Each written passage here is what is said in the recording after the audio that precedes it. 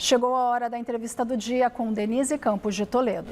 E nós vamos falar agora da violência contra crianças e adolescentes. Eu converso com a Luciana Temer, que é advogada, professora da PUC São Paulo e presidente do Instituto Liberta.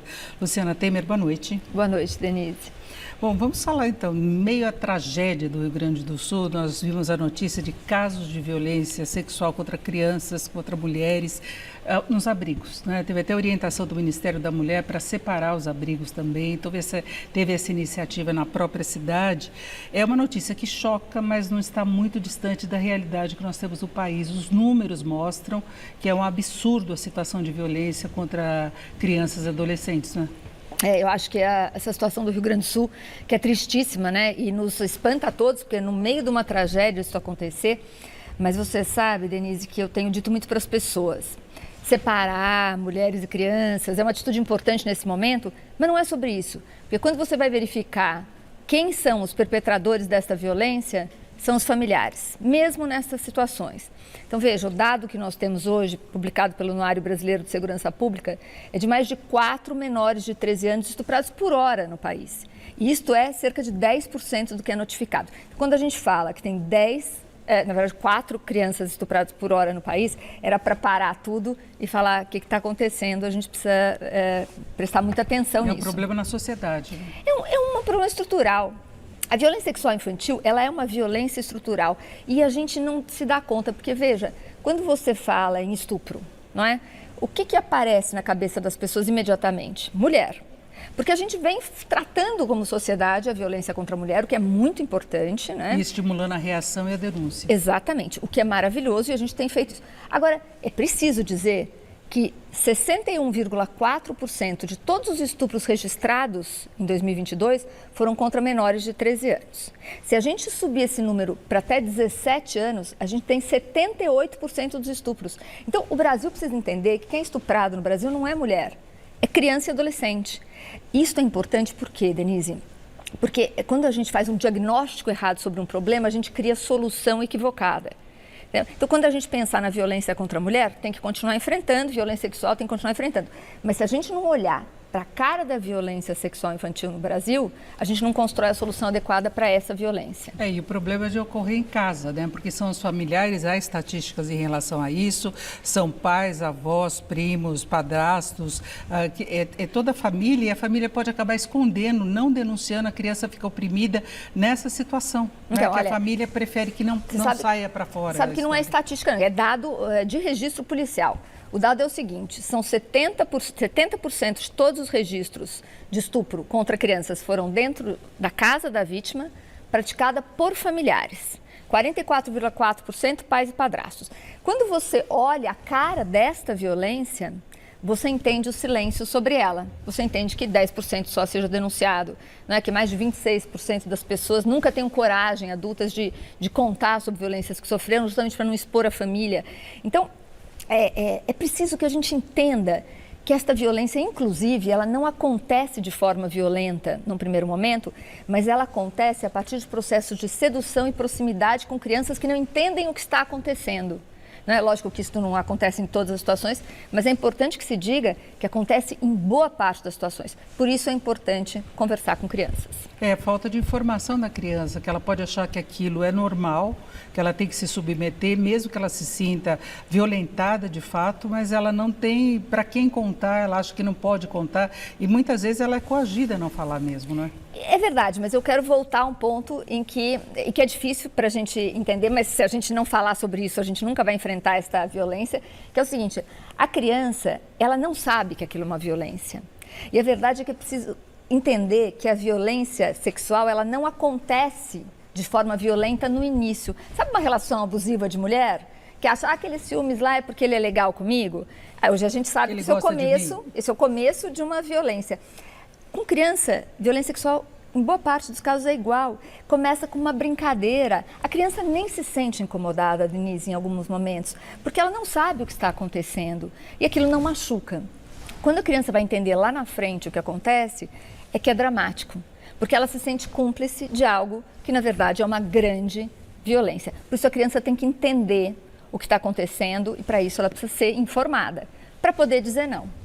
E a gente vê muitas restrições, por exemplo, no caso dessa informação, em relação às escolas, que muitas famílias não querem que essa informação seja dada nas escolas e as famílias também não dão essa informação em casa. Né? E aí teria um papel importante das mães, que muitas vezes também sofrem violência. Essa questão da relação da violência, né, da mãe que está submetida, muitas vezes falam, cadê a mãe dessa criança? Ou como é que essa... A gente precisa lembrar que a gente tem um histórico de submissão e violência contra mulheres, né? Mulheres que são mães de crianças violentadas. Então, até por isso, Denise, a gente defende muito, o Instituto Liberta, que eu presido, de enfrentamento a essa violência, defende muito que as escolas têm um papel fundamental.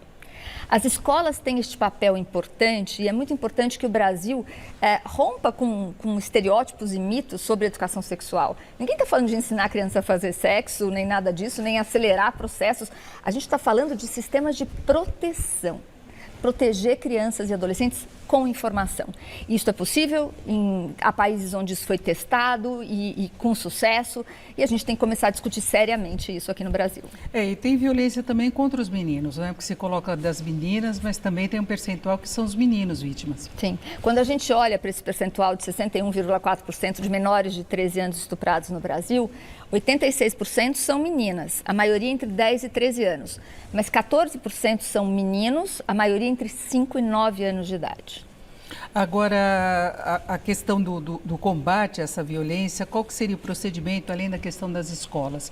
O que se pode fazer em termos institucionais? Olha, eu acho que a primeira coisa é a seguinte, isso que nós estamos fazendo aqui é muito importante, né? Que é falar sobre essa violência, entender o tamanho dela, tirá-la debaixo do tapete, convidar a sociedade a debater esta violência, enxergar e debater, isso é fundamental. Por quê? Porque é o seguinte, política pública, que é fundamental para o enfrentamento dessa violência, se constrói a partir de pressão social, não é?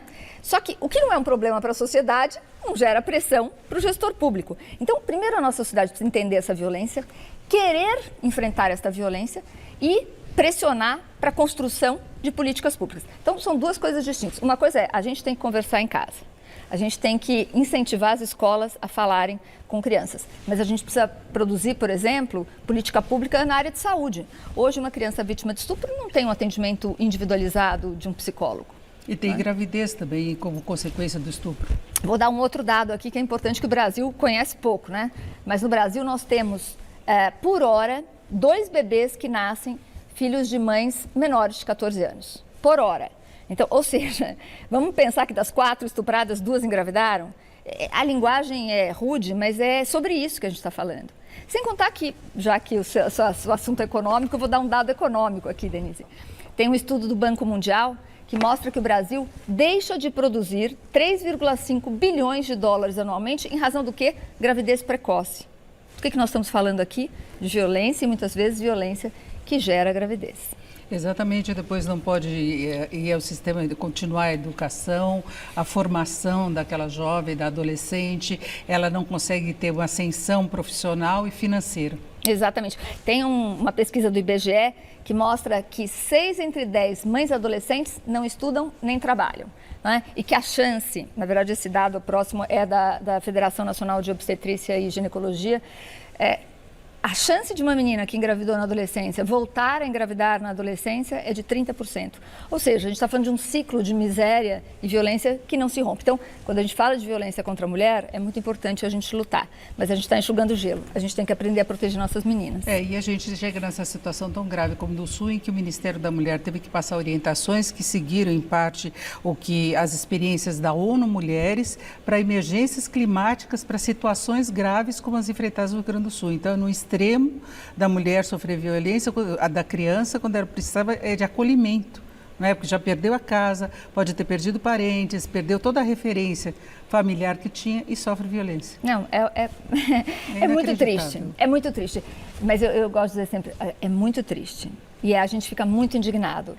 Mas vamos levar toda essa indignação que a gente está nesse momento para o Brasil cotidianamente, porque a gente tem que falar sobre violência sexual infantil, não só no Maio Laranja, não só 18 de maio, e não só quando acontecem tragédias pontuais, não é? Como a do Rio Grande do Sul, como a das meninas que aparecem grávidas e não conseguem fazer o aborto legal.